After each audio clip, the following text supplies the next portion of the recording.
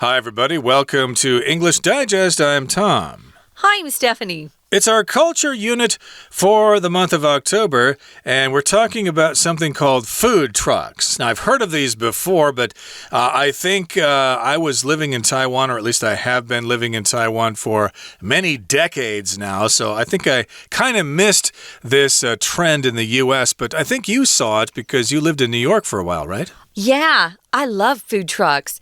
You'd often have the tastiest food being sold from these food trucks who didn't have enough money to buy real estate or rent a restaurant space. We call those brick and mortar restaurants or brick and mortar stores. Is there any local equivalent here in Taiwan? Do they have food trucks here? Have you seen any? Not really. I think it wouldn't really work here because they got night markets and stuff like that. Yeah, we have a lot of small food stands here, so I think we already have access to this kind of idea. Yeah. So let's get to it. Let's begin our lesson today by reading through our entire article one time.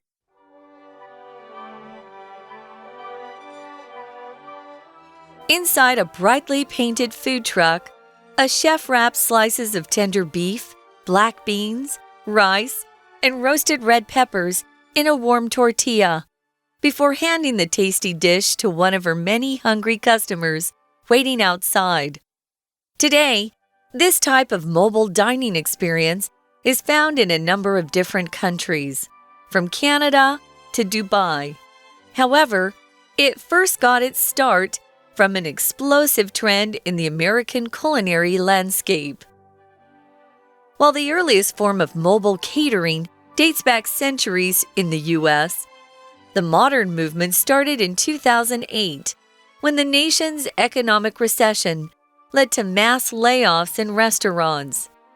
Out-of-work chefs began to seek creative job opportunities, and rather than launch restaurants in a down economy, some turned to food trucks as a more affordable food service venture. Utilizing social media to their advantage, these entrepreneurs use popular platforms such as Twitter to connect with customers and share their changing locations. For Los Angeles' hugely popular Kogi Barbecue, reaching interested locals in this way helped put its business on the map, blazing a trail for other food truck enterprises. Now an established part of American culture, food trucks delight customers with budget-friendly offerings, convenient locations, and a diverse range of culinary specialties. The Kogi barbecue trucks, for example, are famous for combining Korean and Mexican foods in their dishes, such as their crowd-pleasing short rib tacos. Meanwhile, another renowned food truck, Avocado Mama in Portland, Oregon, lures customers with several tasty varieties of plant-based mac and cheese. These days, it's possible to find food trucks near airports, local markets, and even downtown office buildings. What's more, with food truck sales growing about 3 times faster than those in the casual dining segment, the potential of this unique trend is as enticing as its delicious cuisine. Okay, let's get to it. Let's talk about the contents of today's lesson now. It's our culture unit for the month of October, and we're talking about the sizzling story behind the food truck trend. So the verb to sizzle means to basically make that sound. When you cook meat on a grill, it will make a sizzle sound. So this is the sizzling story behind the food truck trend.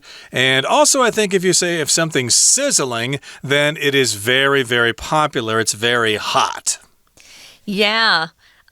Sizzling, yeah, I would use this word to describe the sound when bacon is cooking in the frying pan. You know, it's kind of popping from the oil in there and the hot fire. Sizzling. It's a sizzling story behind the food truck trend. If it's a trend, it's something that has become popular quite quickly.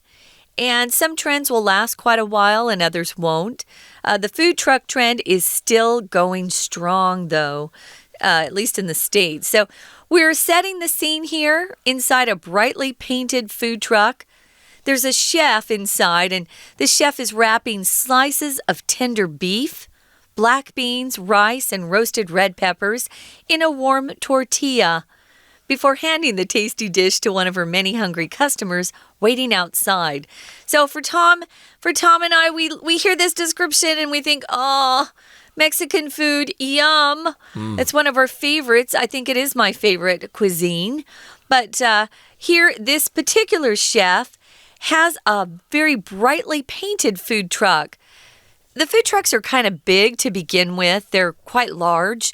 They're not the size of the trucks you often see here in Taiwan, which can be quite small. They're pretty big.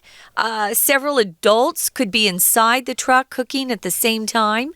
And then they kind of hand the food out to the customers who are waiting to the side of the truck. So this is a chef who is putting together a delicious dish with beef, black beans, rice, and roasted red peppers. And when you see that word tortilla, and it's not pronounced tortilla, it's Mexican. It's a Spanish word, so it's tortilla. You know you're talking about Mexican food. And then she hands this tasty dish to the customer, or one of her many customers outside. So the only drawback, I think, of the food truck is oftentimes you just have to stand and eat in the street, or you'll take your food and walk away and eat as you're walking back to your office or something. Very rarely do you have seats or a place where you can even put your dish to eat. Although sometimes I've seen they'll have a kind of a high table and people could just take what they've got. It's usually not a real plate, of course. It's usually some container, either plastic or paper. And they can set that down on the high table and kind of eat there for a few minutes. You could take it back to your office if you want. But a lot of people eat as they're walking back to their office. So, yeah, it's kind of an eat and run sort of thing. Exactly, and the item they're describing here does sound like Mexican food, but as we're going to find out, there are some people who are trying to mix styles together. Yeah. So this may not be typically Mexican food here, but still it does sound dang tasty with all those different kinds of ingredients there. And today, this type of mobile dining experience is found in a number of different countries, from Canada to Dubai. So we're talking about a range of different countries that have these food trucks. And yes, it's a type of mobile dining experience. So I suppose these trucks drive in maybe at about 11 a.m. or 10 a.m. or something, and they set up, and then they serve lunch, and then they drive somewhere else, and then come back maybe for dinner or something like that. So because they're trucks, they are mobile. They can move around. And yes, you can see this in lots of different countries. And here in Taiwan, I haven't really seen food trucks so much, but I have seen those kind of coffee trucks. I don't know if I could call them that, but on the North Coast especially, there are some places that has this truck parked there, and then the backside is opened up, and then they've set out some tables for people to sit down and drink coffee that has been brewed from the back of that truck. But that's about the closest thing I've seen here in Taiwan to food trucks. Yeah, I saw what you're describing a couple months ago, but it was up north, yeah. On the right North there Coast, by the They're ocean. quite common there. Yeah. So it got its first start from an explosive trend in the American culinary landscape. If something's explosive, it could be an actual bomb people are talking about. If something explodes, it just kind of erupts or violently bursts apart. But explosive here just means something happened very, very quickly. Maybe something they didn't even expect. I don't think anyone thought that these food trucks would be so popular, but they have been. They've become very popular. And it says here it's an explosive trend in the American culinary landscape. Culinary just means related to a particular type of cuisine. We usually use it when we're talking about professional chefs and real cuisine. But, you know, you might call your mom or dad, who's a good cook, a culinary wonder in the kitchen if they're really talented. Exactly, and it's kind of interesting that we use the word landscape here. That usually describes the features of the land, but in this particular case, it's talking about this sector of the economy, but also kind of having to do with the land because these trucks drive into certain places, and then you see them, and then you know that this is a place to go try different kinds of food because they do a lot of experimentation with different kinds of food, which we'll get into in just a couple of minutes. But right now it's time to take a break and listen to our Chinese teacher. Hello everyone, 大家好，我是派老师。今天讲解的是10月份 Unit6 The Sizzling Story Behind the Food Truck Trend。这是一份篇章结构的练习题，文章介绍了美国餐饮文化的一项特色——餐车。到底餐车是什么时候兴起？又卖些什么样的食物？好，我们一起解题吧。在开始解题前，老师想先跟大家强调，答题前要看一下4个选项，心中有个印象，可以用哪些句子让文章变得完整。此外，篇章结构最重要的就是回填句子要和前后文连贯，在文意概念上承先启后，请大家谨记前后连贯、文意通顺这8字真言，带着这个原则来答题，相信任何难题都能够迎刃而解。好，我们现在一起解第一题。先看前一句，在一辆色彩鲜艳的行动餐车里，一名厨师把软嫩的牛肉片、黑豆、米饭，还有烤过的红辣椒包在温热的墨西哥玉米薄饼中。外面有很多顾客饿着肚子在等待，厨师把手上的美食交给其中一位。而第一题后一句是 However, it first got its start from an explosive trend in the American culinary landscape. 它是从美国烹饪界的爆炸性趋势开始的。这里的 however 是重要的解题关键，是语气的转折，但是一开始是从美国开始的，所以我们可以推测这是在做古今的对照，对照现在的状况如何，当初最早是在美国先流行起来的。所以第一题我们选 C. Today, this type of mobile dining experience is found in a number of different countries, from Canada to Dubai. 这句话的意思是说，如今许多不同国家都可以见到这种类型的行动式饮食体验，从加拿大到杜拜都有。We're going to take a quick break. Stay tuned. We'll be right back.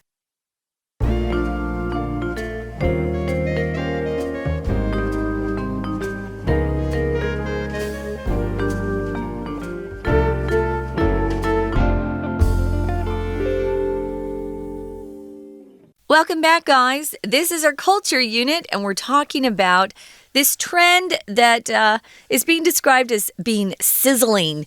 It's an explosive trend in the American culinary landscape, and that's the food trucks that are really, really fun. If you get a chance and you see a food truck, you definitely have to just go up there and take a chance on some of the treats that they're offering.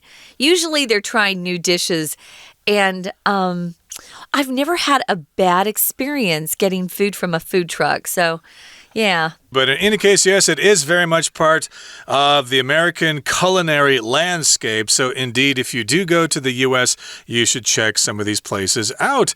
And while the earliest form of mobile catering dates back centuries in the U.S., the modern movement started in 2008 when the nation's economic recession led to mass layoffs in restaurants. Oh boy, that's kind of depressing there because the year 2008, I think, is when I started co-hosting this program with you. So that sounds like a long time ago, but we have indeed been here that long. And yes, mobile catering has been around for hundreds of years in the USA. Catering means basically that people come over and provide food for you, usually for some kind of function. If you're having a wedding or something, then you hire caterers to provide the food for the wedding reception. Right. Well, this modern movement started in 2008, as Tom said, and that's when the nation or America, but it actually hit the rest of the globe, as you know. We had a big economic recession. A recession is the word we use when the economy really takes a strong downturn. A lot of businesses close, people lose their jobs. There's a lot of difficult times during recessions. So it just means that there's a decline in overall trade and business activity during this period. We all know what that feels like, unfortunately. So that's when the food trucks actually kind of popped into existence, and so they became quite popular. A lot of the restaurants, of course, were laying off people. It's one of the first things that people will cut back on when they need to save money. And they'll just decide, well, we just need to eat at home and save some money. So what happened is there were a lot of wait staff and chefs who lost their jobs. So out-of-work chefs, they began to seek creative job opportunities. And so instead of having to rent expensive space and start a new restaurant, they decided they would put their money into a food truck because it was much more affordable to start a business, or at least start a new, it's not really a restaurant, but it's a way to serve people delicious food. And it's a lot cheaper than trying to rent space and then fix that up and pay all the taxes. And there are a lot of things involved if you want to start a new restaurant in a brick and mortar space. Right, so of course that started way back in 2008, and perhaps there were some new food trends as a result of the pandemic over the last couple of years. I know lots of restaurants here in Taiwan suffered greatly because of those level 3 restrictions, but I think those food delivery services really saw a lot of business, so it might be similar to that. Back in 2008, of course, again, there was this economic recession, and that led to mass layoffs. So, of course, we have these out-of-work, unemployed chefs, and they were looking for creative job opportunities. And rather than launch restaurants in a down economy, some turned to food trucks as a more affordable food service venture. So that's basically where this got started. They didn't have enough money to open brick and mortar restaurants, so they turned to food trucks. And utilizing social media to their advantage, these entrepreneurs used popular platforms such as Twitter to connect with customers and share their changing locations. So social media, of course, benefited them. They used it to their advantage. Social media helped them. And, of course, these are entrepreneurs, business people who are starting new businesses. And so they use these popular platforms like Twitter and Facebook and whatever, and they use them to connect with customers, let them know about their food trucks, and let them know where they're going to be. Today we're going to be next to Main Street or Maple Street or wherever. I know at one point, Kogi, that we're going to be talking about, Kogi barbecue, was so popular that people were literally keeping their phones in their hands to see for that particular day where the food truck was going to be. And people would dash to that area and get in line before the truck even showed up. So these trucks can become quite popular. So Twitter's a great way to advertise your business. It's more immediate than Facebook is. And I think people still are using it for that, to connect with customers and get feedback. So for Los Angeles' hugely popular Kogi barbecue, reaching interested locals, people that lived in the area are locals, in this way helped put its business on the map. That's a very popular idiom or phrase we use. To put something on the map just means to do something well enough that people are aware of you. They know who you are. You know, that really put his career on the map. That really put him on the map. Well, it put this business on the map because suddenly people literally were just watching their Twitter account to see where they would be that particular day. Some days they might be in one Los Angeles neighborhood. As you know, Los Angeles is huge. They might be in a particular area by the beach and then another day somewhere else. And so people would only know where to find them through Twitter or other social media platforms. At that point, they were using Twitter, though. So this is the way they put their business on the map, and it says that they blazed a trail for other food truck enterprises. Right. To blaze a trail just means you kind of establish this way of doing things. And in this particular case, they sort of set the precedent and they open the door for other food truck enterprises. And here, enterprise, of course, just refers to a business. Oftentimes, of course, when we talk about enterprise, we're talking about big business, like big enterprises, but it could be small businesses as well. So Kogi Beef kind of started the ball rolling, and now we've got all sorts of these food trucks to pick and choose from. Now, moving on to the next paragraph here, it says, now an established part of American culture, food trucks delight customers with budget-friendly offerings, convenient locations, and a diverse range of culinary specials. So, yes, they are established in the USA. They're an established part of American culture, and they delight customers. They make customers really happy because of various things. They've got budget-friendly offerings. An offering, of course, is something that they're offering you, something that you can choose from their menu. And they're not expensive. They're budget-friendly. And also, we've got convenient locations. They're not far from your office, and they've also got a diverse range of culinary specialties. They don't just have fried chicken and hamburgers and pizza and stuff like that. They've got all sorts of different things, Chinese, Mexican, Korean, Middle Eastern, you name it, they've got it. So it's diverse. You've got lots of different kinds of things to choose from. Yeah, and they've got specialties, of course, something that they in particular do very well. Maybe they even created a special dish. Those are culinary specialties. So the Kogi barbecue trucks, for example, they're famous for their fusion foods. They combine Korean and Mexican foods in their dishes, such as their crowd-pleasing short rib tacos. Yum! Meanwhile, another renowned or famous food truck called Avocado Mama. Avocado Mama? Sounds good. Yeah, they're located in Portland, Oregon on the northwest coast, I should say.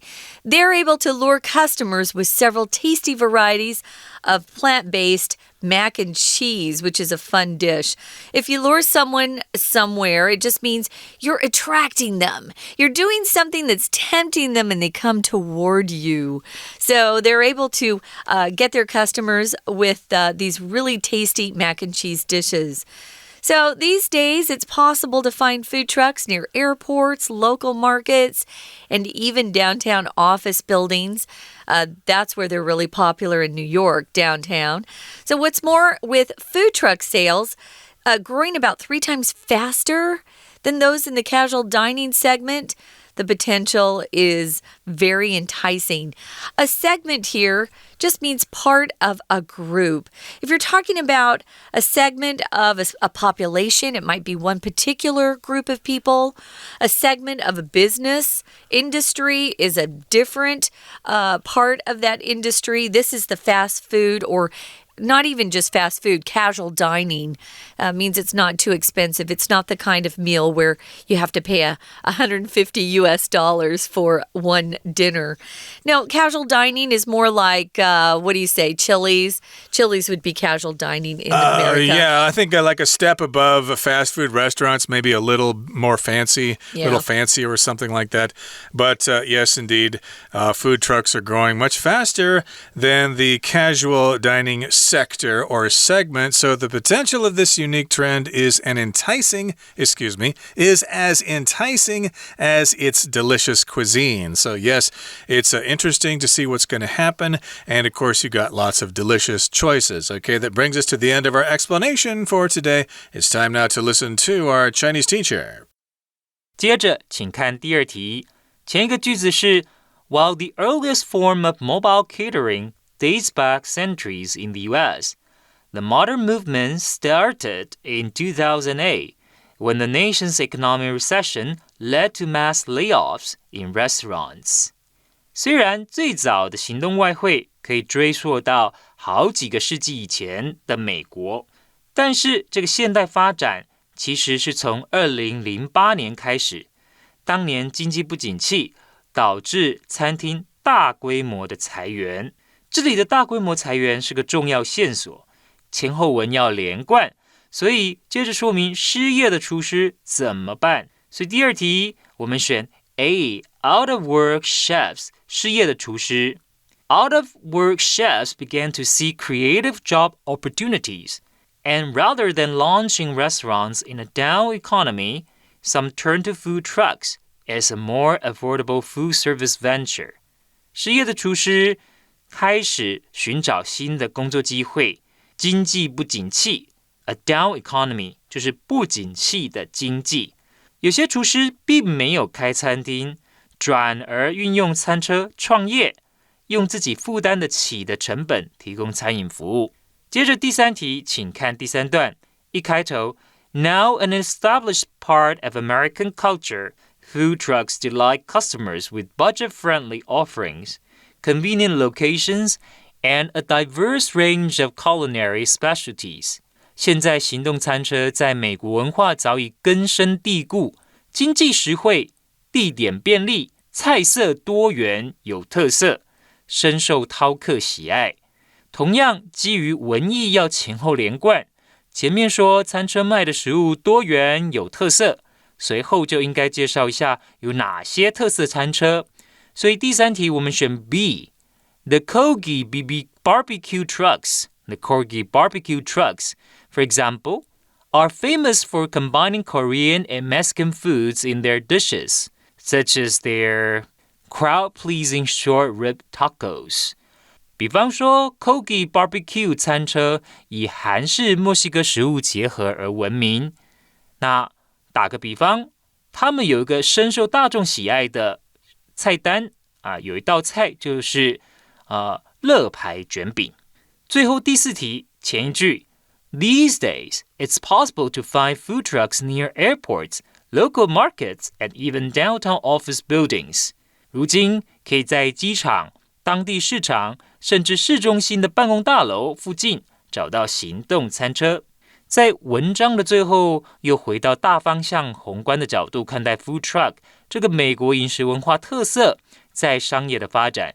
前一句说到餐车越来越普及，随后在结尾的地方也应该延续说明餐车的发展趋势。所以第四题我们选 D What's more, with food truck sales growing about 3 times faster than those in the casual dining segment, the potential of this unique trend is as enticing as its delicious cuisine. 此外，行动餐车的业绩成长是休闲餐饮的3倍左右。